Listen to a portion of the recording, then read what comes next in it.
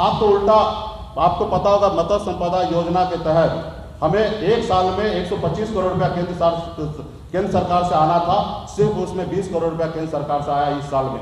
तो कहीं ना कहीं ये लोग पैसा नहीं दे रहे थे, इसलिए नहीं दे रहे थे कि ये पैसा मिलेगा, इस विभाग में मछुआरा का काम करेगा, मछुआरा के बीच में इनका फेस बनेगा, इमेज बनेगा, और कहीं ना कहीं इसके पीछे हमें भविष्य में घूमना पड़ेगा। तो इन्होंने एक साजिश के तहत विभाग में हमें काम करने का मौका नहीं दिया, खर्चा करने के लिए नहीं दिया।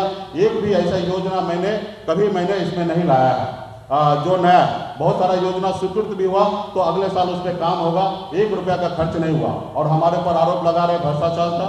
तो आपके पास तो विभाग आ गया है, आज विभाग भी आपके एनडीए कोटा में और डिप्टी सीएम साहब के पास पहुंचा है।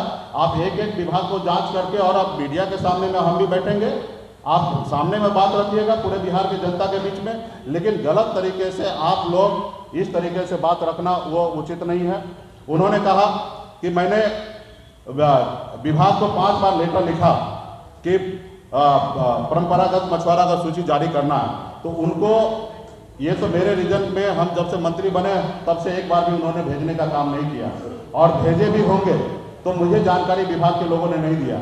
आज मंत्रालय उनके पास है, जांच करा ले, और वो हमारे पास नहीं आया। अगर वो भेजे हैं तो ऐसे अधिकारी पे कार्रवाई करें कि मंत्री जी को क्यों नहीं बताया, और नहीं अगर भेजे हैं तो कहीं ना कहीं बिहार की जनता से उनको माफी मांगना चाहिए कि हम पूरे बिहार में झूठ बोल रहे हैं। ये तो मुझे पता है कि ये लोग बहुत हद तक पहुंचेंगे। ये लोग वो है कि गणेश जी को मूर्ति में भी दूध पिला देते हैं। तो इनके पास तंत्र मंत्र इस तरीके से है कि उनको पता था कि मुकेश सहनी को कमजोर नहीं कर सकते, खरीद नहीं सकते, इसको तोड़ नहीं सकते, तो आज वो पूरे बिहार में हमको बदनाम करने के लिए लगे हुए हैं। तो आज बिहार के निषाद को पता है कि मैं पूरी जिंदगी निषाद समाज के हक अधिकार के लिए मैं जी रहा हूँ। आज इतनी बड़ी लड़ाई मैं किसके लिए लड़ रहा हूँ, उनके लिए लड़ रहा हूँ। तो ये सारे चीज़ें को लेकर मैं बिहार के जनता के पास जाऊँगा, और आप लोगों से भी कहूँगा कि अगर उसमें हिम्मत है कोई भी चीज़ का, तो जहां हमें बुलाएंगे वहां पे मैं आऊंगा, और मीडिया के समक्ष में वो अपनी बात को रखेंगे कि हमने क्या गलती किया।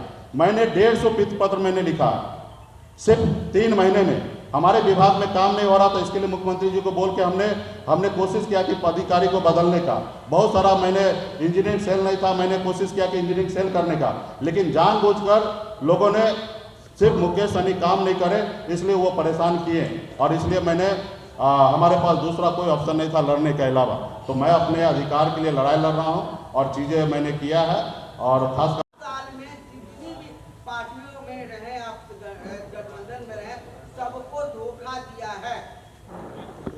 देखिए, मैंने कभी किसी पार्टी में नहीं रहा, और मैं जब भी अपना पार्टी बनाया मैं यूपीए के साथ रहा, और यूपीए में गठबंधन में मैंने चुनाव लड़ा, और आप सबको पता है कि यूपीए में गठबंधन कैसे टूटा, किस तरीके से हमारा सीट घोषणा नहीं किया, उसी जगह हमने गठबंधन तोड़ा। और मैं आज एनडीए में यूं नहीं था, और मैं यहाँ पे लड़ाई लड़ा। और आप सबने कल संजय जायसवाल का एक अपनी बाइट सुना कि उन्होंने कहा कि हमारा बात हुआ था कि पार्टी विलय करने का। आपको मैं बता दूं कि आपने देखा कि हमारा गठबंधन टूटा, हमने मोरिया में प्रेस कॉन्फ्रेंस किया कि हम अकेले अपने दम पर चुनाव लड़ेंगे। दिल्ली से फोन आता है, मैं दिल्ली जाता हूं, और 4 घंटे में डिसीजन होता है कि आप हमारे एनडीए का पार्ट बनिए और आपको हम इतना सीट देते हैं। तो वहां पे पार्टी विलय का कोई चर्चा ही नहीं है। वो तो हमें सपना आज से नहीं 2016 से दिखा रहे हैं कि राज्यसभा भेजूंगा। 2020 में वो आग्रह कर रहे थे कि केंद्र में आपको राज्यसभा भेज के केंद्र में मंत्री बनाते हैं, आप हमारे पार्टी में विलय कर लीजिए, 2025 में आपको बिहार का मुख्यमंत्री बनाएंगे, ये सब ऊपर दे रहे थे। और तमाम वो कह रहे थे कि आप हमारे पार्टी में विलय कर लीजिए, लेकिन हम उसको हंसते हंसते, और वो भी हमेशा मजाक में कहें, और मैंने हंसते हंसते उसको एक ही जवाब दिया कि आप हमारा जो उद्देश्य ये पार्टी बना है उस उद्देश्य को पूरा कर दीजिए, आरक्षण दे दीजिए, तो निश्चित तौर पर आप जो बोलेंगे वो मैं करूंगा। तो मैं आज भी कहता हूं कि जो उद्देश्य से मेरा ये पार्टी बना है वो आरक्षण आप केंद्र सरकार से लागू हो सकता है। जब बंगाल में आरक्षण है, दिल्ली में आरक्षण है, तो केंद्र सरकार से आरक्षण लागू हो सकता है।